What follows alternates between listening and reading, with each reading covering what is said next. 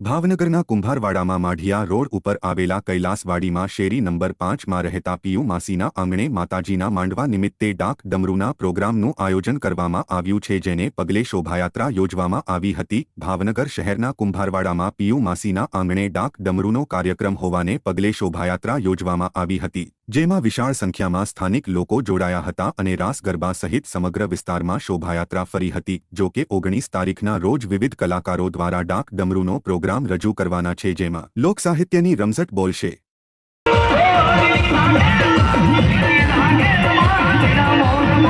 Oh,